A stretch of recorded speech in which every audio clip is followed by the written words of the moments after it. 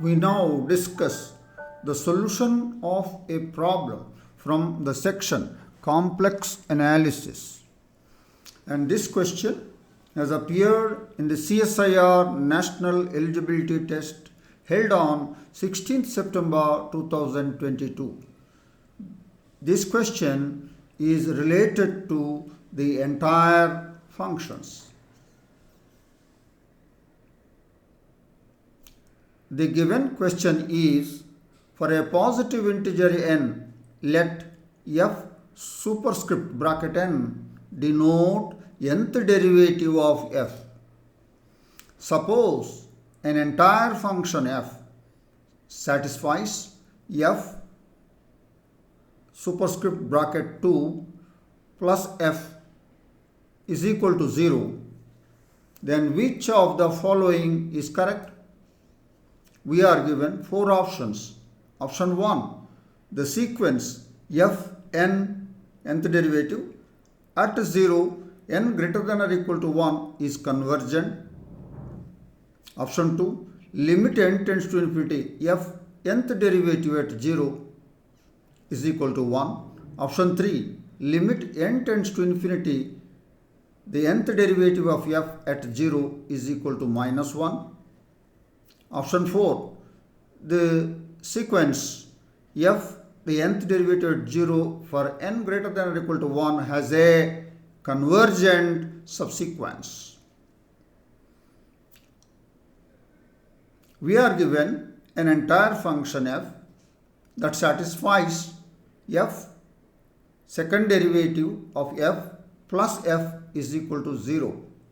Then we have to find out which one of the following four options is correct.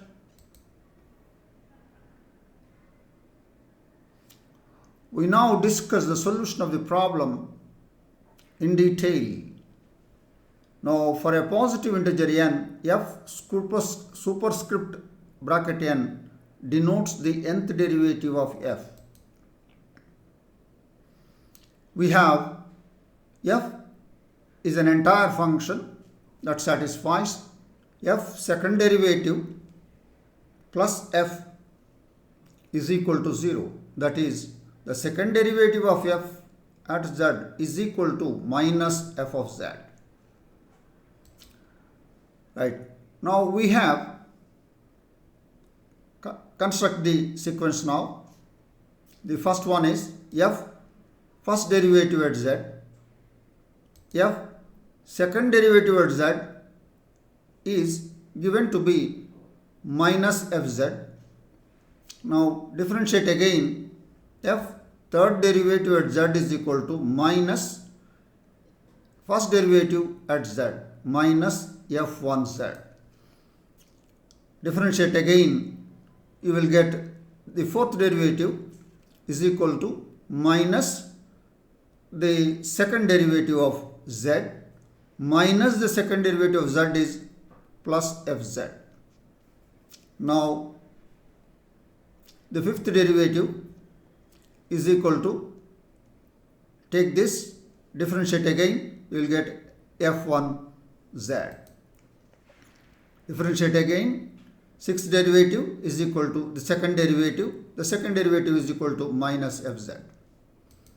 Differentiate again, seventh derivative is equal to minus first derivative minus, keep it like that, then go to the next derivative, eighth derivative is equal to minus second derivative minus second derivative is plus fz.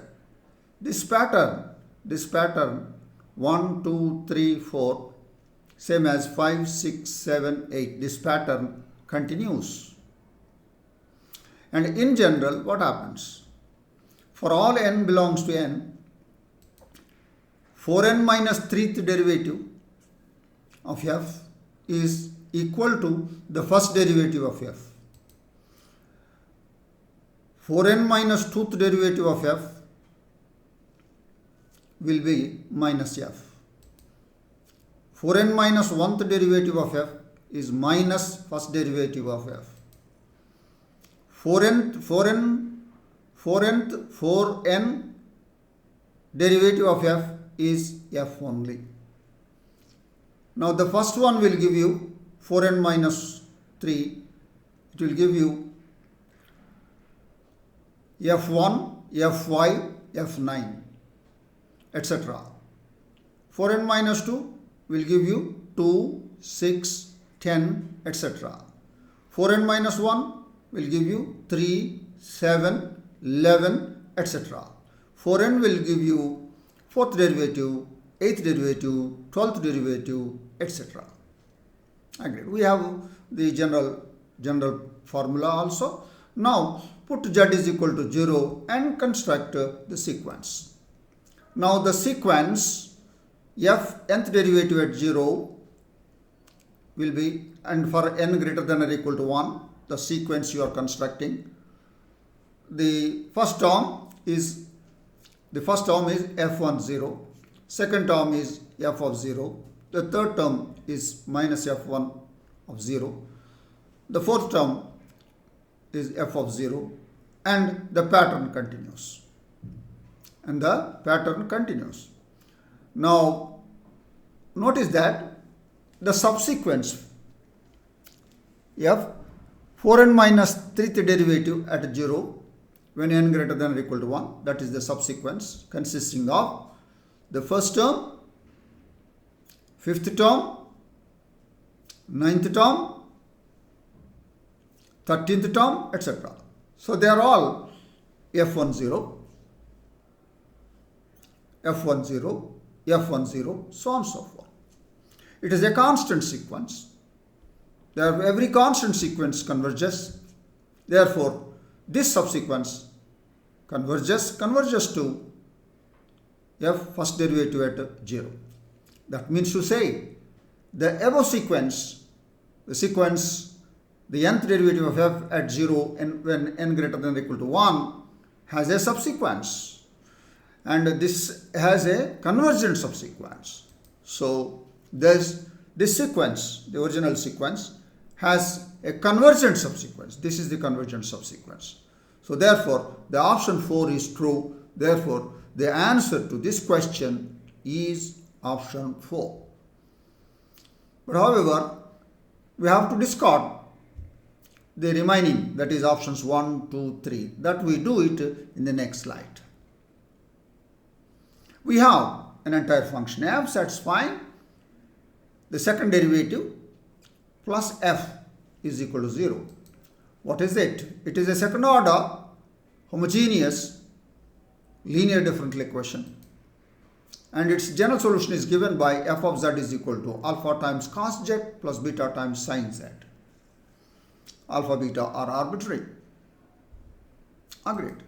Now without loss of generality, we take f of z to be sin z. Yes. So sin z also works, no? Then for all n belongs to n, 4n minus 3th derivative at 0 is first derivative at 0. The first derivative is, the differential of sin is cos 0 is 1. 4n minus 2th derivative is minus f at 0, that is sin 0, 0. 4n minus 1th derivative at 0 is minus f first derivative at 0, that is minus cos 0, that is minus 1. And 4nth derivative is f of 0, that is sin 0 is 0. Agreed. Now consider the sequence. The sequence f nth derivative at 0 when n greater than or equal to 1 is 1, 0, 1, 0, minus 1, 0, and the pattern continues. Now notice that the subsequence f 4n minus 3th derivative at 0 when n greater than or equal to 1, that means 1, 5, 9, 13, etc. That subsequence is what? 1, 1, 1, which is a constant sequence, converges to 1. And the subsequence f 4n minus 2th derivative of f at 0 when n greater than or equal to 1, that means second 2 plus 4, 6, 6 plus 4, 10, 14, etc. Each is 0, 0, 0, 0, which is a constant sequence, converges and converges to 0. So these two subsequences converges to 1 and 0 respectively. They are converging to two different limits. So now I will say that this sequence, the nth derivative of f at 0 when n greater than or equal to 1, this original sequence is not convergent. Why?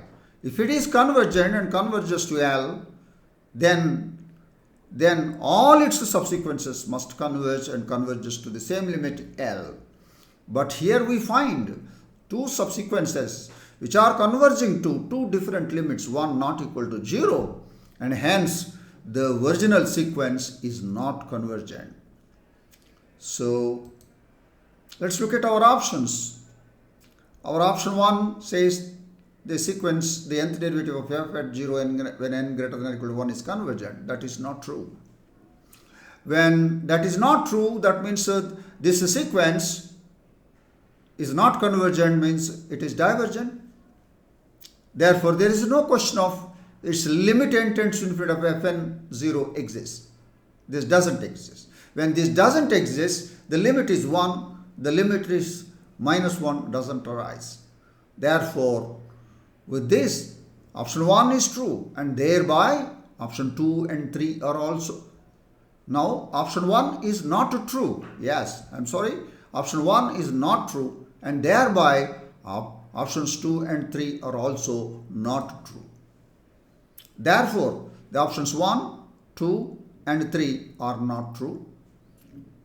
Therefore, our answer to this question is option 4. That means the sequence has a convergent subsequence that we have already done in the first slide. That is the detailed discussion of the solution of the problem, which is related to the entire functions, and it is definitely not difficult, and it can be worked out. And I am sure that you have understood the solution of this problem, and I wish you all the best. Thank you.